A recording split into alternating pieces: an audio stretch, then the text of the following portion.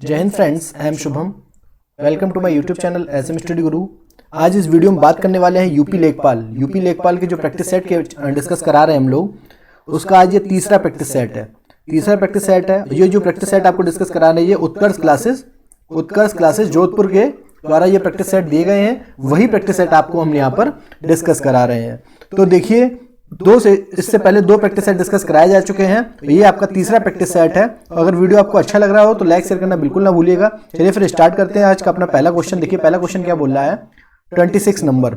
यहाँ पर ये नंबर्स दे रखे हैं आपको, इसमें से आपको इसका एलसीएम बताना है। तो एलसीएम बताने के लिए देखिए 12 की पावर नीचे देखिए माइनस की 4, देखिए 1/12 की पावर -4 लिखा है, तो ये अगर ऊपर जाएगी तो हो जाएगी 12 की पावर 4।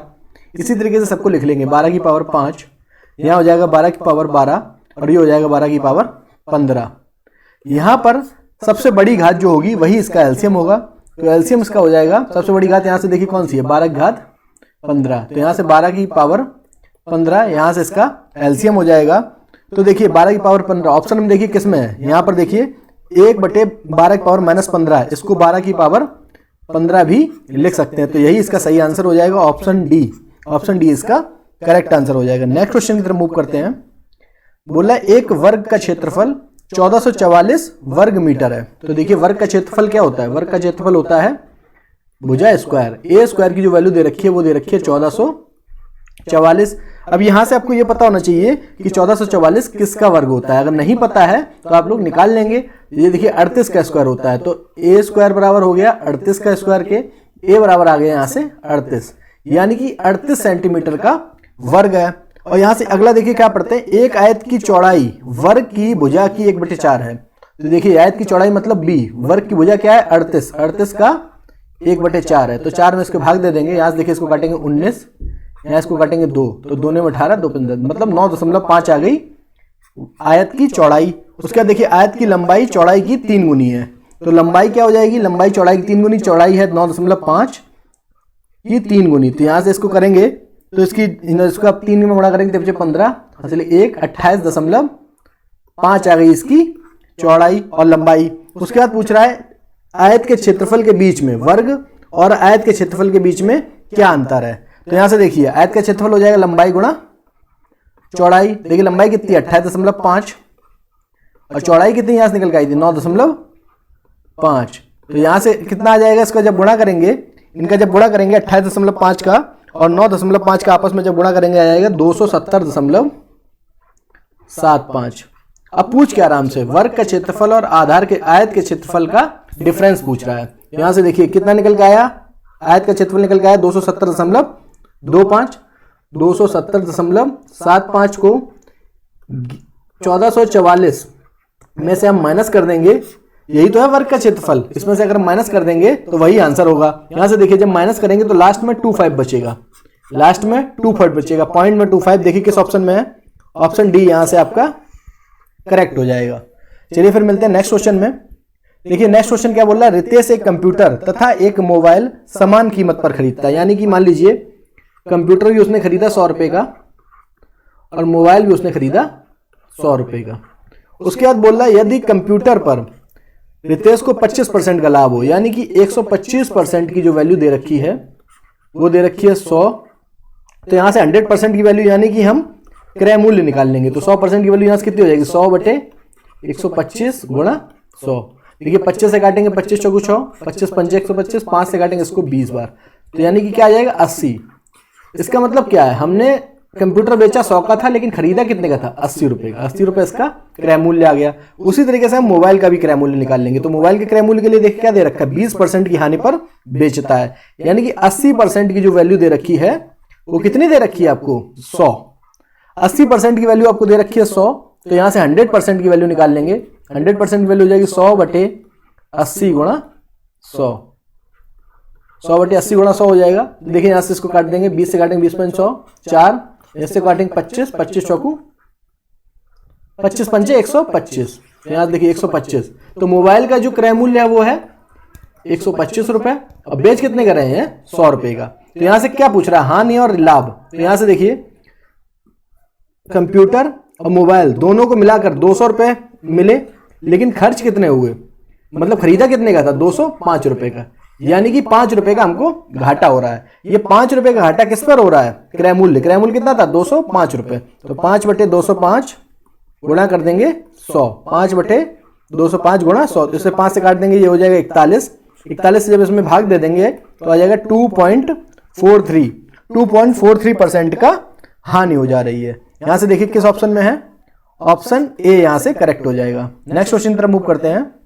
बोला निम्नलिखित विभिन्न मानों की माध्यिका ज्ञात करिए। यहां से माध्यिका निकलवा रहा है, तो सबसे पहले देखिए ए देखिए यहां पर सब में कॉमन है। ए जो है वो सभी में कॉमन है। तो सबसे पहले हम प्लस वाले बढ़ते हुए क्रम में लिख लेते हैं, घटते हुए क्रम में। तो यहां से देखिए घटते हुए क्रम में लिखेंगे, सबसे बड़ा क्या हो जाएगा? ए में 5 जोड़ रहा है, इसका मतलब a + 5 ये सबसे बड़ा हो जाएगा। उससे छोटा देखिए क्या हो जाएगा? a + 4। उससे छोटा देखिए क्या है? देखिए जो होते जा रहे हैं उनको हम काटते जाएंगे। उसके बाद देखिए प्लस वाले हम पहले लिख ले रहे हैं, a + 0.5। उसके बाद देखिए अब प्लस वाले खत्म हो गए, माइनस वाले लिखना स्टार्ट करेंगे, जो सबसे कम माइनस हुआ हो। यहां से देखिए a - 0.5। उसके बाद देखिए क्या हो जाएगा? इसके बाद a - 2, फिर हो जाएगा a - 2.5, फिर हो जाएगा a - 3 और फिर हो जाएगा a - 3.5। इस तरीके से ये हमने बढ़ते हुए क्रम में इसको लिख लिया। तो उसके बाद माध्यिका देखिए क्या होते हैं। माध्यिका हमने पहले ही आपको बताया था कि अगर माध्यिका निकालनी है, अगर आप फॉर्मूला नहीं पता तो आप एक काम करिए, सीधे सीधे ऐसे ही करा करिए। एक इधर से काट दीजिए, एक इधर से काट दीजिए, एक आगे से एक पीछे से, ऐसे काटते चले जाइए।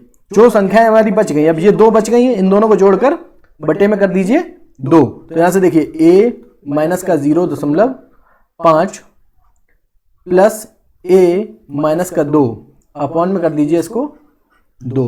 तो यहां से करेंगे देखिए a माइनस का, यहां से a और ये कितना हो जाएगा? 2a हो जाएगा। माइनस का देखिए -2 और -2.5, तो यहां हो जाएगा 2.5 अपॉन में करेंगे 2। जब इसका 2 में भाग देंगे तो हो जाएगा a - 1.25। देखिए किस ऑप्शन में है? a - 1.25, ऑप्शन ए यहां से करेक्ट हो जाएगा। नेक्स्ट क्वेश्चन की तरफ मूव करते हैं। नेक्स्ट क्वेश्चन देखिए क्या बोल रहा है। बोला 25 लीटर नमक के घोल में। देखिए 25 लीटर नमक का घोल, मान लीजिए नमक और पानी का घोल है 25 लीटर का। उसमें क्या बोल रहा है? 6% नमक है। 25 लीटर में 6% नमक है, तो 25 का 6% निकालेंगे। 25 का 6/100 कर देंगे। यहाँ पर 25 से 4 काटेंगे 4, ऐसे 2, ये 3, यानी कि 1.5 लीटर नमक का घोल है और बाकी क्या है? पानी है। बाकी कितना पानी है? 23.5 लीटर पानी है। उसके बाद क्या बोल रहा है?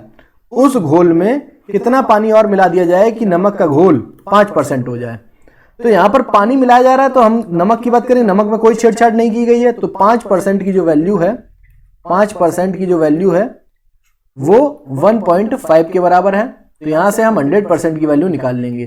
जब 100% 1.5 अपॉन में हो जाएगा 5 इंटू हो जाएगा 100। तो यहां से देखिए, यहाँ इस पॉइंट से यहाँ 0 लगा देंगे। 50 दूनी 100, 15 दूनी कितना आ गया? 30। पहले टोटल कितनी थी? यहाँ पर पहले थी 25 लीटर, अब कितनी है? 30 लीटर। तो कितना पानी मिलाया जा रहा है? 5 लीटर। तो देखिए इसका सही आंसर हो जाएगा 5 लीटर। ऑप्शन ए यहां से करेक्ट आंसर हो जाएगा। नेक्स्ट क्वेश्चन की तरफ मूव करते हैं। बोला ए 30% अंक प्राप्त करके 15 अंकों से फेल हो जाता है। यानी कि कुछ एक परसेंटेज ले लीजिए, x का 30% पाता है और 15 अंकों से फेल हो जाता है। यानी कि 15 और होते तो प्लस में 15 अगर और होते तो ये पास हो जाता। उसके बाद बोला बी का 40% पाके पास होने के अंकों से 35 अंक अधिक प्राप्त करता है। अगर 40% इसको मिल जा रहे हैं, x का 40% अगर मिल जा रहे हैं तो ये 35 अंक अधिक, यानी कि अगर 35 माइनस कर दें तब भी ये पास हो जाएगा। तो यहां से देखिए x का 30%, इधर x का 40%, इधर माइनस का 35 इधर ले आएंगे तो हो जाएगा प्लस का 35। तो यहां से 35 इधर लाएंगे, 15 में जुड़ जाएगा, हो जाएगा 50। यहां से 30x उधर ले जाएंगे तो 40x माइनस का 30x, ये परसेंटेज में वैल्यू है। तो यहां से देखिए 10% की जो वैल्यू दे रखी है वो तो कितनी है? 50। तो 100% की वैल्यू आ जाएगी यहां से आपकी 500, यानी कि x की जो वैल्यू निकल के आ गई वो निकल के आ गई आपकी 500 अंकों का टोटल पेपर था।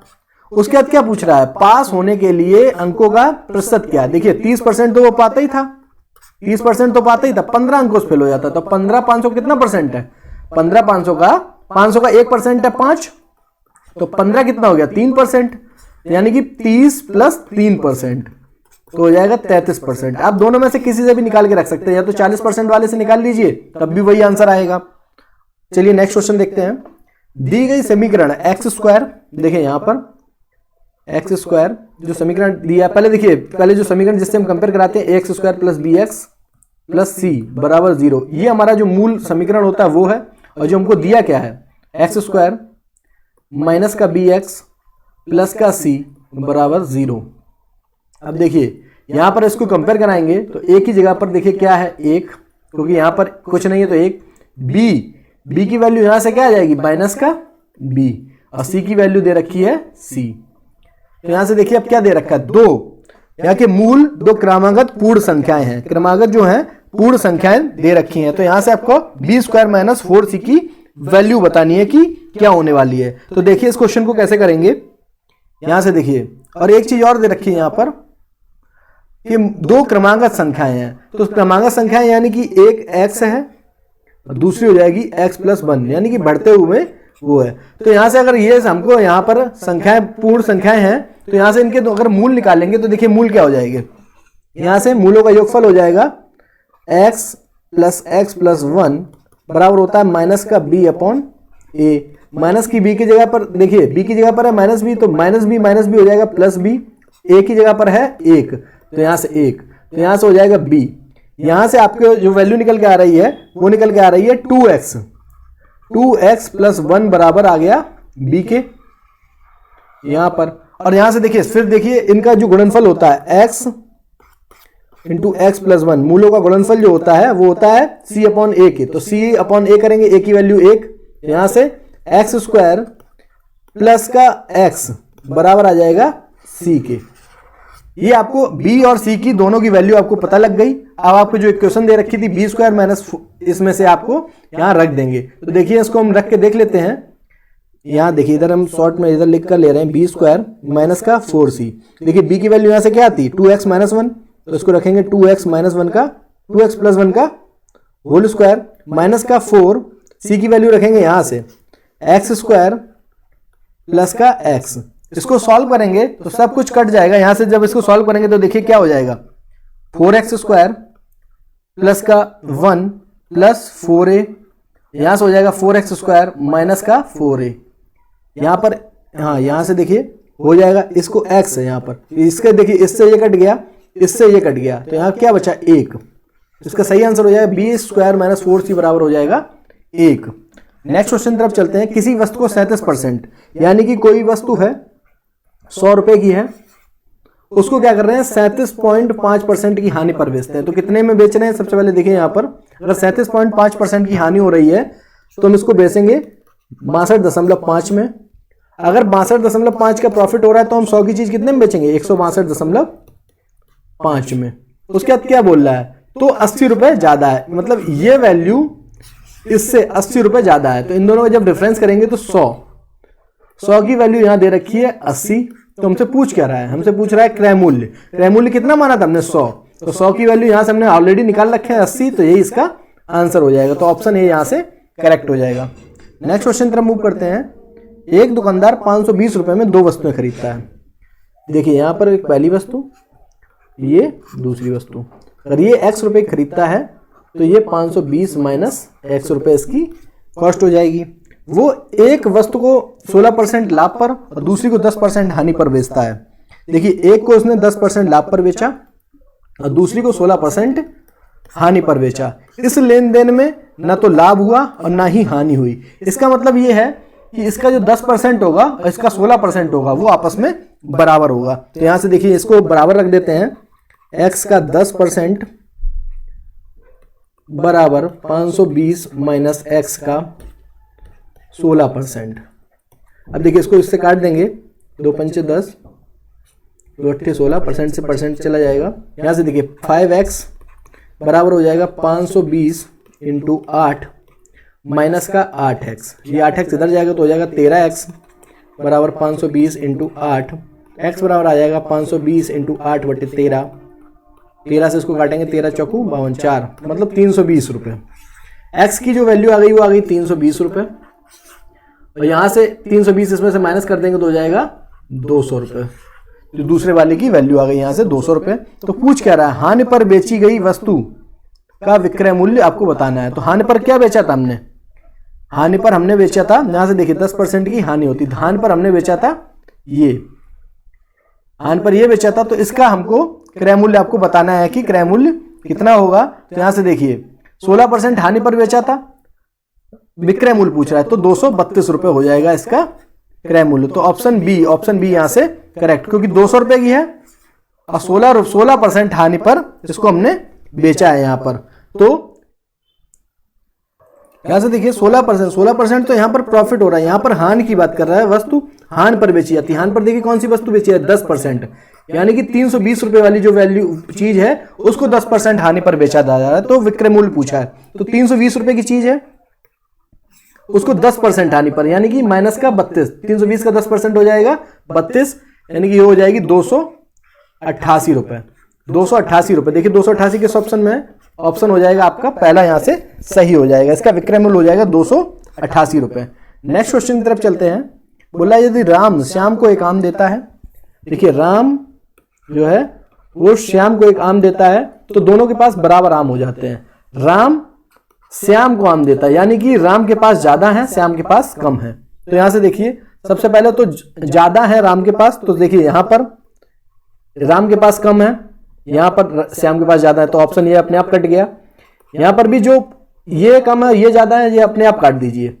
तो हमारे पास एक ऑप्शन ये बचा, एक ऑप्शन ये बचा। तो यहां से देखिए अगर राम के पास 5 है और श्याम के पास 3 है, तो हम देखिए एक बार इक्वेशन में रख के देखते हैं वेरीफाई हो रहा नहीं हो रहा है। तो राम ने अगर 1 इसको दे दिया तो इसके पास 4 बचेंगे, और इसमें 3 और 1 जुड़ जाएगा तो 4 बचेंगे। तो इसका मतलब ये दोनों आपस में बराबर हो गए। लेकिन अगर श्याम राम को एक आम दे देता है, अगर श्याम देखिए श्याम राम को आम देगा तो 3 इसके पास है, अगर 1 दे देगा तो इसके पास 6 हो जाएंगे, उसके पास बचेंगे 2। तो क्या बोल रहा है, राम के आम से 3 गुने हो जाते हैं, श्याम के आम से देखिए श्याम का 2 है, 2 का 3 गुना करेंगे तो हो जाएगा 6।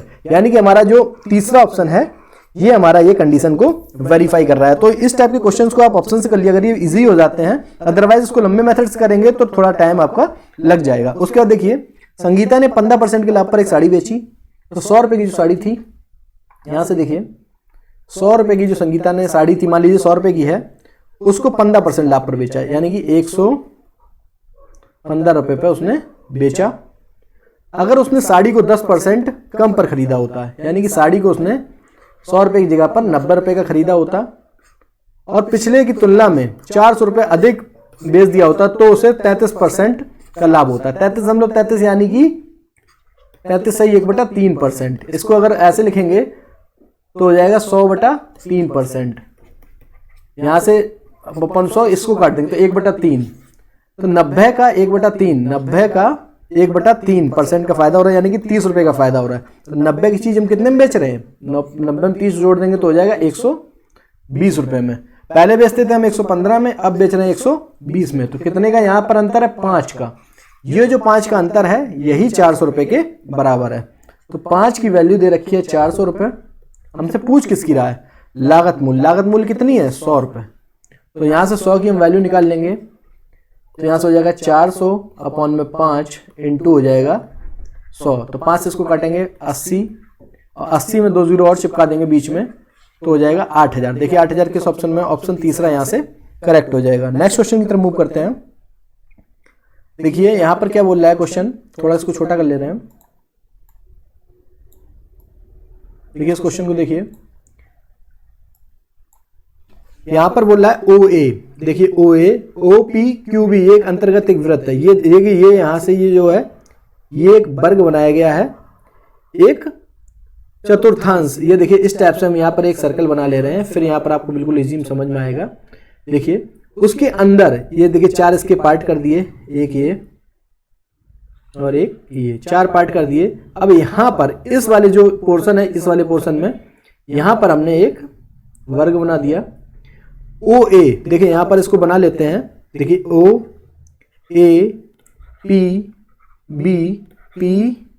OAPB और यहाँ पर हो जाएगा Q। तो इस टाइप से इसको बना लिए।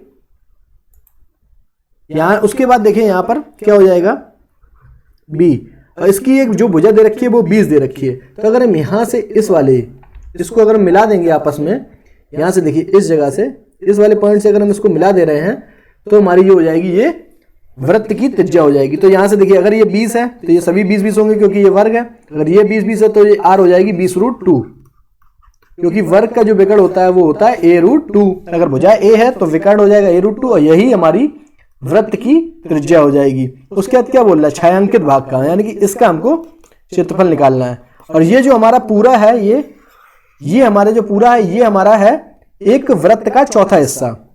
तो इसका क्षेत्रफल हो जाएगा 1/4 पाई r स्क्वायर, ये हो गया। उसमें से अगर हम वर्ग का क्षेत्रफल निकाल दें, माइनस का कर दें, वर्ग का क्षेत्रफल हो जाएगा 20 का स्क्वायर।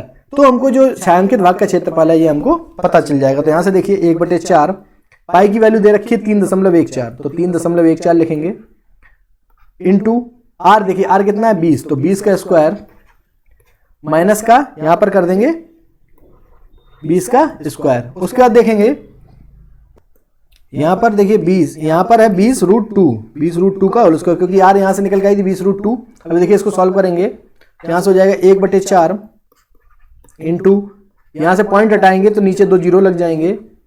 यहाँ पर 20 का स्क्वायर करेंगे तो हो जाएगा 400, और 2 का स्क्वायर करेंगे तो हो जाएगा 2, √2 का स्क्वायर करेंगे तो हो जाएगा 2, माइनस का हो जाएगा 20 स्क्वायर। यहाँ से देखिए 2 जीरो से ये 2 जीरो चले गए और 4 से इसको काट देंगे तो चला जाएगा। 2 का इसमें गुणा कर देंगे 314 में हो जाएगा 628, माइनस का हो जाएगा 400, बराबर आ जाएगा, इसमें माइनस कर देंगे 228, इसका आंसर हो जाएगा। देखिए 228 किस ऑप्शन में है, ऑप्शन डी यहाँ से करेक्ट हो जाएगा। नेक्स्ट क्वेश्चन तरफ मूव करते हैं। बोला किसी रोड रोलर की जो आधार की त्रिज्या है, एक रोलर है यानी कि बेलन है, इस टाइप से बेलन है, बेलन की आधार की जो त्रिज्या दे रखी है ये दे रखी है 0.7 सेंटीमीटर, और इसकी ऊंचाई यानी कि ये चीज जो दे रखी है वो दे रखी है 10 सेंटीमीटर। जब यह 2400 बार घूमता है, जब यह 2400 बार घूमता है,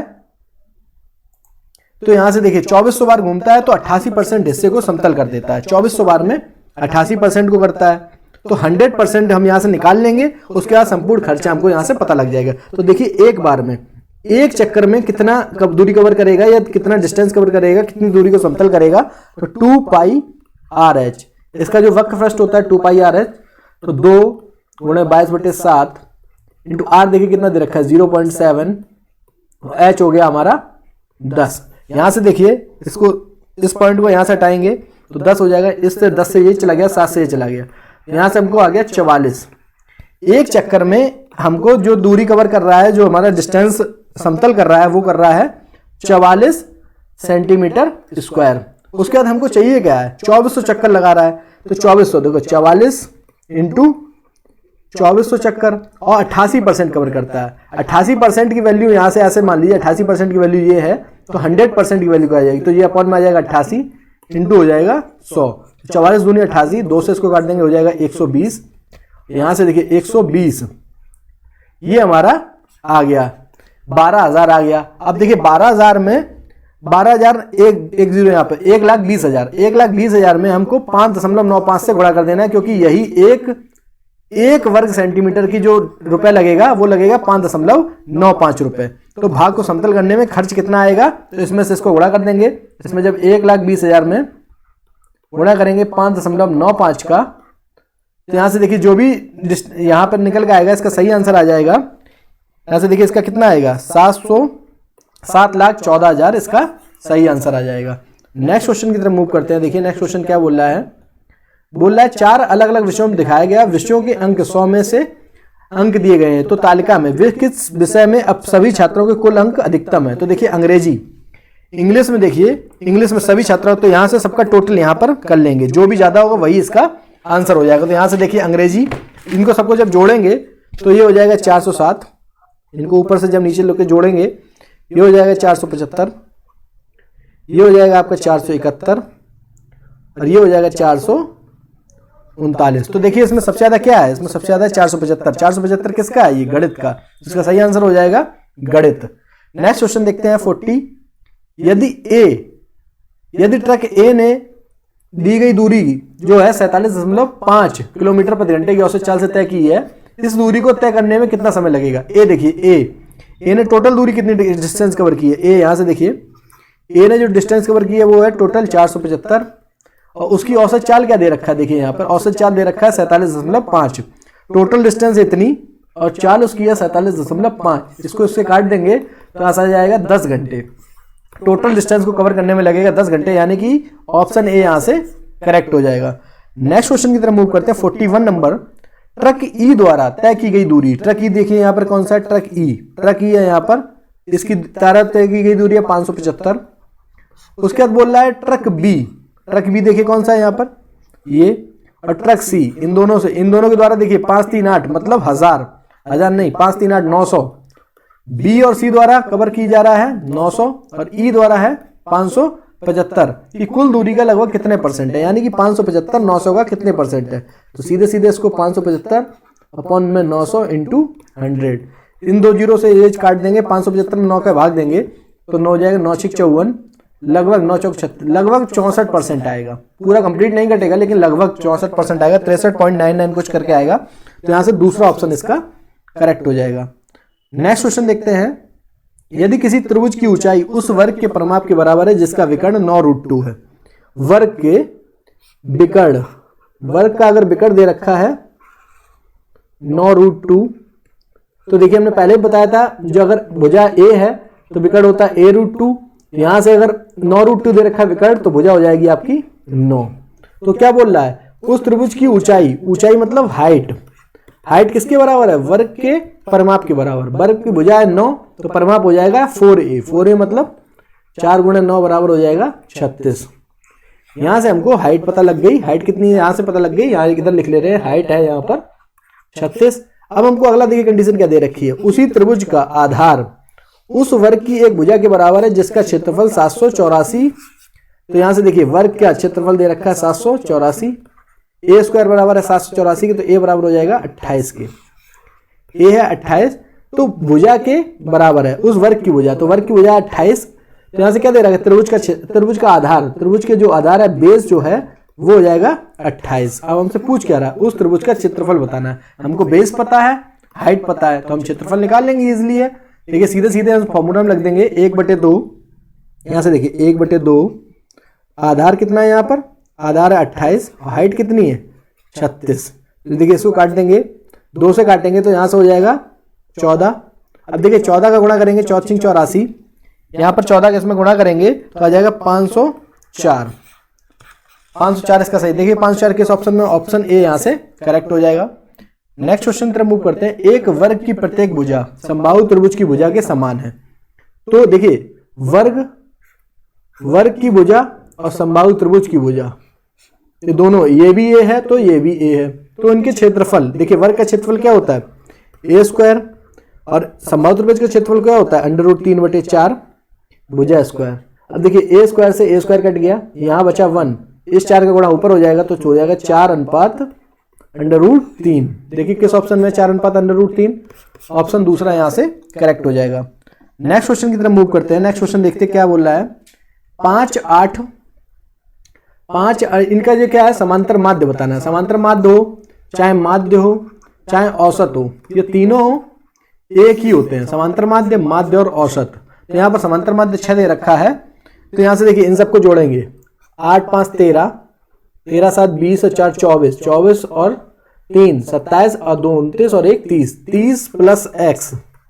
टोटल नंबर कितने हैं, 1 2 3 4 5 6 7 8, तो 108 बराबर क्या दे रखा है 6 के, तो 30 प्लस x बराबर हो गया 48, तो x बराबर हो जाएगा 48 - 30 बराबर 18। तो x की जो वैल्यू आ जाएगी वो आ जाएगी कितनी 18। ऑप्शन डी यहाँ से बिल्कुल करेक्ट हो जाएगा।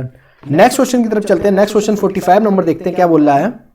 ये वाला क्वेश्चन देखिए फिर आ गया वही वाला क्वेश्चन, एक बार हम इससे पहले भी डिस्कस करा चुके हैं, शायद पार्ट 1 या पार्ट 2 में हमने इसको डिस्कस कराया था। तो ये क्वेश्चन मैं आपको नहीं बता रहा हूं, ये क्वेश्चन आप लोग खुद लगाकर बताइए कि इसका सही आंसर, इसका बहुलक क्या होगा। यहाँ पर आपको 12 मिनट वर्ता दिया गया है, वर्ग दिए गए हैं और बारंबारता दी गई, तो आपको इनका बहुलक बताना है कि बहुलक क्या होगा। तो इस क्वेश्चन को मैं छोड़ रहा हूं, आप लोग देख लीजिए, इस क्वेश्चन का कमेंट करके बताइए कि इसका सही आंसर क्या होगा। नेक्स्ट क्वेश्चन तरफ चलते हैं 46 नंबर। यदि एक्स स्क्वायर, देखिए x square plus 5x plus p, अगर इस टाइप का क्वेश्चन होता है, यहाँ इसका गुणनखंड दे रखा है x प्लस 2, तो इसको बराबर 0 लिख देंगे। x बराबर -2 से हम इसको पुट कर देंगे और p की वैल्यू निकाल लेंगे। तो यहाँ देखिए इसको 0 लिखेंगे, x बराबर -2 पुट करेंगे तो x स्क्वायर -2 का स्क्वायर हो जाएगा 4 प्लस का हो जाएगा फिर 5 इंटू -2 प्लस p बराबर 0। तो यहाँ से 4 ये प्लस माइनस माइनस हो जाएगा, माइनस का 10 प्लस p बराबर 0। तो p बराबर हो जाएगा, ये 10 इधर जाएंगे तो ये प्लस के हो जाएंगे, ये माइनस का हो जाएगा, माइनस का 4 बराबर आ जाएगा 6। यहाँ से देखिए p बराबर आ गया 6, तो p का ही मान चाहिए था, p का मान हो गया 6। ऑप्शन तीसरा यहाँ से करेक्ट हो गया। नेक्स्ट क्वेश्चन देखते हैं, बोल रहा है 7। इनका अगर हमें क्या निकालनी है, माध्यिका निकालनी है। माध्यिका निकालनी है तो हमको या तो बढ़ते हुए क्रम में लिखना पड़ेगा या फिर घटते हुए क्रम में लिखना पड़ेगा। तो यहाँ से हम बढ़ते हुए क्रम में लिख लेते हैं। सबसे छोटा है 6, फिर देखिए 7, फिर 7, फिर देखिए 8, 1 2 3 बार 8 है तो 3 बार 8 लिख लेंगे, 8 8 8, फिर है 9 और फिर है 10। इसका हमको माध्यिका निकालनी है। तो माध्यिका निकालने के लिए हमने पहले ही बताया था, एक इधर से काटेंगे, एक इधर से काटेंगे, एक इधर से काटेंगे, एक इधर से काटेंगे, एक इधर से काटेंगे, इधर से, ये दोनों बचे, इन दोनों को जोड़ेंगे, 8 दूनी 16 अपॉन में 2 कर देंगे तो हो जाएगी 8। 8 आ गई इसकी माध्यिका। माध्यिका बराबर हो गया 8 के। और बहुलक, बहुलक देखिए सबसे ज्यादा बार कौन सा नंबर आया है, 8। 8 जो है 3 बार आया है, जबकि 7 2 बार आया, तो सबसे ज्यादा बार कौन नंबर आया, 8। तो यहाँ से बहुलक इसका हो जाएगा 8। तो माध्यिका भी 8 और बहुलक भी 8, तो 8,8। देखिए इनका माध्यिका और बहुलक का माध्य पूछा है, तो माध्यिका और बहुलक का माध्य, तो देखिए माध्यिका है 8, बहुलक है 8, 8 और 8 जोड़ेंगे, बटे में करेंगे 2, यहाँ से हो जाएगा 8। 8 दूनी 16 बटे 8 करेंगे, इनका माध्यिका और बहुलक का माध्य हो जाएगा 8। ऑप्शन तीसरा यहाँ से करेक्ट हो जाएगा। नेक्स्ट क्वेश्चन की तरफ मूव करते हैं। 48 क्वेश्चन नंबर देखते हैं कि 48 नंबर क्वेश्चन नंबर क्या बोल रहा है। यहाँ पर देखते हैं, समलंब चतुर्भुज। देखिए हर तीसरा सेट है उसमें फिर ये समलंब चतुर्भुज, समलंब चतुर्भुज से काफी अच्छे क्वेश्चन बन रहे हैं। यहाँ देखिए एक बना ले रहे हैं समलंब चतुर्भुज, यहाँ पर हम बिल्कुल क्लियरली एक बार समझ लीजिए, कभी गलत नहीं होगा ये क्वेश्चन। देखिए ए बी सी डी, देखिए यहाँ से ए बी की वैल्यू क्या दे रखी है 26, तो ये 26 हो गया। सी डी की वैल्यू देखिए क्या दे रखा है, सी डी की वैल्यू दे रखी है 40। उसके बाद देखिए क्या क्या हमको दे रखा है, BC की वैल्यू दे रखी है 25, BC कौन सा है ये, और DA मतलब ये वाली, ये 25 दे रखी है।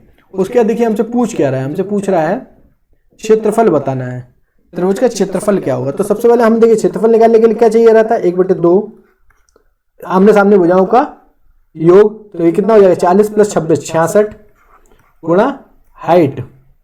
ये तीनों चीज हमको पता होनी चाहिए, लेकिन हमको हाइट नहीं पता है। अगर हमें हाइट पता लग जाएगी तो हम क्षेत्रफल निकाल लेंगे। तो हाइट निकालने के लिए देखिए क्या करेंगे, यहाँ से हम हाइट डालेंगे इधर और एक इधर से डालेंगे इधर। ये डिस्टेंस अगर 26 है यहाँ से यहाँ तक की, तो ये भी डिस्टेंस यहाँ से यहाँ तक की 26 होगी। टोटल है 40, तो 40 में 26 घटा तो कितनी बची 14 बची। तो ये हो जाएगी 7, ये हो जाएगी 7, क्योंकि ये आपस में बराबर होती है। अगर ये डिस्टेंस अगर बराबर है तो ये भी आपस में बराबर होती है। तो ये 7 है, ये 25 है। तो यहाँ देखिए क्या हमने बताया था आपको, ट्रिपलेट 24 7 और 25 ये होता है, तो ये समकोण त्रिभुज बनाते हैं। तो यहाँ पर देखिए समकोण त्रिभुज बना रहे हैं, ये 7 है, ये 24 हो गया, ये हो गया 25। तो यहाँ से देखिए हाइट हमको पता लग गई, कितनी हो गई 24। अगर हमको नहीं पता, नहीं निकालना जानते ट्रिपलेट, तो क्या करेंगे 25 का स्क्वायर बराबर हो जाएगा 7 के स्क्वायर आधार के स्क्वायर प्लस लंब के स्क्वायर। अब 25 के स्क्वायर होता है 625, 7 का 9 स्क्वायर करेंगे 49, माइनस हो जाएगा एल स्क्वायर बराबर आ जाएगा 576।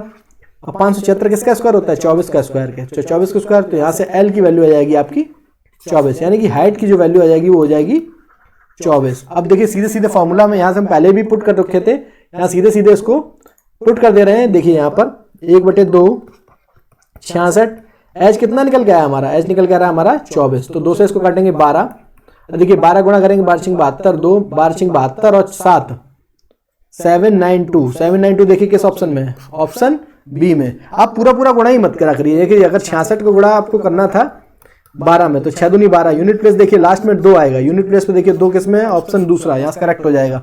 यूनिट प्लेस से आप क्वेश्चन करेंगे तो बहुत ही इजी तरीके से आप क्वेश्चन को कर पाएंगे। देखिए यहाँ पर क्या 7200 के सभी गुणनखंडों की संख्या आपको बतानी है, कितनी है। तो सबसे पहले काम करेंगे फैक्टर करेंगे। फैक्टर कैसे करेंगे, तो देखिए 7200 का हमको फैक्टर करने हैं। यहाँ से इस तरीके से फैक्टर करते चले जाएंगे। देखिए 2 से काटेंगे तो कितने 6 3600, फिर 2 से काटेंगे 1800, फिर 2 से काटेंगे 900, फिर 2 से काटेंगे 450, फिर 2 से काटेंगे तो 2 2 5। अब देखिए किससे कटेगा, 3 से। कैसे कटेगा, 5 2 7 2 9, यानी कि 9 अगर 3 से कट रहा है तो वो पूरी संख्या भी 3 से कटेगी। 3 से काटेंगे, 3 7 21, 3 15। फिर देखिए 7 5 12, यानी कि 12 12 3 से कट रहा है, यानी कि ये भी 3 से कटेगा। 3 से देख काटेंगे तो हो जाएगा 25।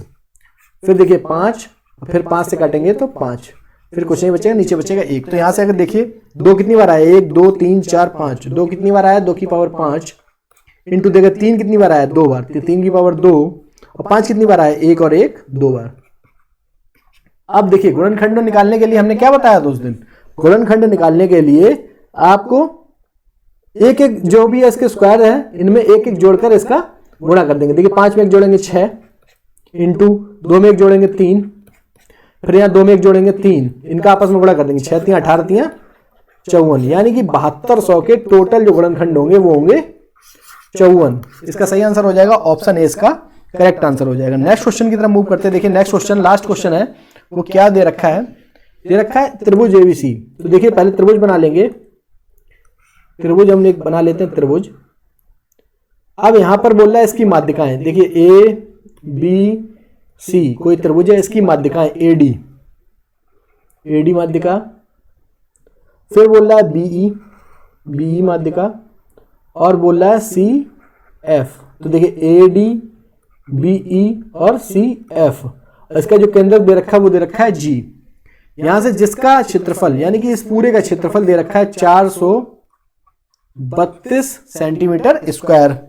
उसके बाद पूछ किसका रहा है, बीडीजी। बीडीजी देखिए कौन सा है, ये वाला जो मैंने यहां पे रंग दिया, ये इतने का पूछ रहा है, इसका क्षेत्रफल पूछ रहा है। तो देखिए जितने भी ये बॉक्स बन रहे हैं ये सब आपस में बराबर होते हैं। अगर इस टाइप से अगर माध्यिकाएं काटती हैं तो 6 बराबर भागों में ये विभक्त होता है। तो देखिए आपको दे रखा है 432, इसका अगर निकालना है तो 1/6 कर देंगे इसका, 432 अपॉन में 6 कर देंगे, 6 7 42, 6 दूनी 12, 72। इसका सही आंसर होगा 72 सेंटीमीटर स्क्वायर। ऑप्शन दूसरा यहाँ से करेक्ट हो जाएगा। इसी तरीके से आपके टोटल 25 क्वेश्चन समाप्त हुए। अगर आपको किसी क्वेश्चन में कोई डाउट लग रहा है तो आप लोग कमेंट करके पूछ सकते हैं। चलिए फिर मिलते हैं नेक्स्ट वीडियो में। Thanks for watching this video.